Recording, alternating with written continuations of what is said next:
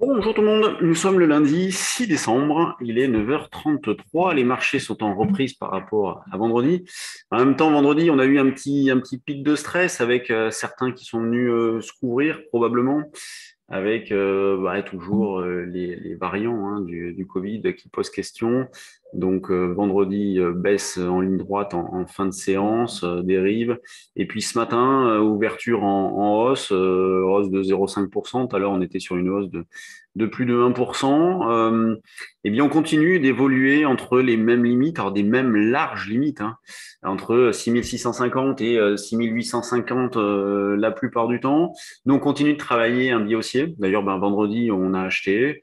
Moi, j'ai revendu. Alors, oui, j'ai acheté du CAC et j'ai revendu de l'Eurostoxx cette nuit pour faire une sorte d'arbitrage. Bon, débouclé ce matin. Le CAC coterait la nuit. J'aurais revendu le CAC, mais bon, comme c'est pas le cas, je l'ai fait sur l'Eurostoxx. Donc, vous voyez, vous avez cette possibilité-là. C'est pour soulever l'idée qu'il est possible aussi, même si vous avez une position sur le CAC, de faire des choses sur l'Eurostoxx. Il faut bien respecter également les quantités. Là, tout à l'heure, on a proposé un achat sur 75. Donc, bon, il a été exécuté. Possible de déjà faire l'écart. Sinon, au-dessus, c'est 805,10 la résistance. On va considérer à très court terme que tant qu'on est au-dessus de 6715,20, on est plutôt du bon côté. Le marché conserve le CAC conserve des probabilités de réussite supérieures, de rebondir, pardon, supérieures. En dessous, elle diminuerait un petit peu, mais bon, c'est en intraday pur, hein. Et donc, bien, vous pouvez vous replacer éventuellement en double appui ici à 73. Sinon, en dessous, le niveau se situe vers 50, jusqu'à donc le niveau que j'évoquais à l'instant, 6715,20. Sur le DAX, eh bien, on a acheté des calls. Justement, on a profité de ce petit pic de stress vendredi soir pour acheter des calls. Alors, je ne l'ai pas fait au plus bas en ce qui me concerne, hein. Je l'ai fait vers 170, me semble-t-il, par là. D'école 15 450 échéances là. Vous voyez, on peut travailler de l'hebdo, c'est sympa, ça coûte pas très cher. Et il y a des deltas qui sont intéressants. Donc bon, pour l'instant, l'opération est pas, donc ça gagne, hein, mais c'est pas significatif. Mais on peut s'appuyer dessus pour soit vendre des futurs, soit carrément faire l'écart, sachant que si on en revenait vers 450, 500, ça serait l'occasion d'en sortir, par exemple, la moitié et de garder éventuellement un petit solde acheteur. Oui, on peut travailler comme ça. C'est ça l'intérêt d'aller chercher des hebdos, c'est que les engagements sont pas très importants et le coefficient multiplicateur peut être très important, lui, si jamais on a un mouvement un peu violent. Sur l'Eurostock, donc je vous disais, je l'ai vendu cette nuit, je l'ai vendu à 4115 ici.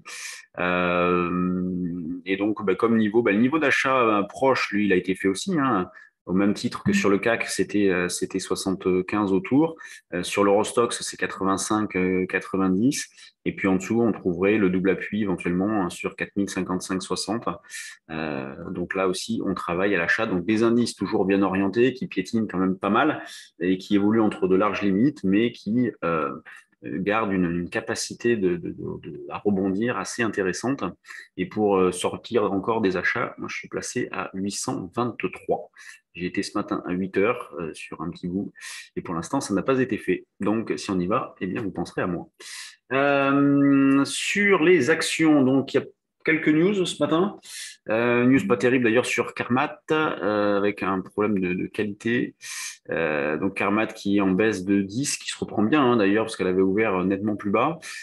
Commençons par les valeurs du CAC, avec Unibail en plus forte hausse, 3%, donc qui stabilise. C'est pas vilain ce que fait Unibail d'ailleurs. On est à proximité d'un niveau support. Moi, j'avais mis une alerte plutôt ici, j'étais intéressé plutôt par là.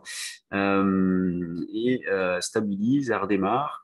Vous avez Total qui redémarre bien aussi, Schneider, L'Oréal, le CAC, vous l'avez où? Vous l'avez ici en hausse de 0,60%. Vous voyez, les larges limites, au final, on fait du surplace, mais avec une volatilité qui est forte, ce qui rend le trading intraday agréable, hein, d'ailleurs. On fait une belle semaine dernière. Là, la semaine commence plutôt pas mal. Espérons que ça dure. Les bancaires, bon, en hausse. Les grosses pondérations, on va aller chercher le LVMH moins 0,8, donc un petit peu lourde. C'est pas méchant, un petit peu lourde. Hermès moins 30. Voilà, on est en situation de pullback sur la moyenne mobile. Kering aussi. Donc vous avez le luxe qui souffre un petit peu. D'où le CAC plutôt en bas de la liste, puisque les grosses pondérations sont orientées à la baisse, tout comme Sanofi. Vous voyez, Sanofi qui est un peu dans le dur. En ce qui concerne les valeurs qui bougent fort, qu'est-ce que nous avons ce matin? Katana, Figeac, Balio. Tiens, on en est où Balio? Un petit double appui. Bon, compliqué à travailler cette valeur. Il y a rarement des relais. Abivax, Thales. Tiens, Virbac, ouais, Virbac, elle a fait un joli double appui là sur les 400. Pullback sur les plus hauts récents, double appui, elle redémarre. C'est propre. Donc c'est plutôt pas mal, hein. Il y a de l'aspect, il y a des choses qui bougent. Plus gros volume sur Euronext, c'est ASML. Alors la semaine dernière, elle a été en souffrance d'ailleurs. Elle impactait fortement l'Eurostox, puisque c'est la plus grosse pondération de l'Eurostox. Donc c'était un peu dur. Tiens, Valneva. Valneva qui baisse de 5%. C'est violent, hein, les mouvements, hein. Sur Valneva, faut bien s'accrocher. Moi, je reste plutôt à l'écart.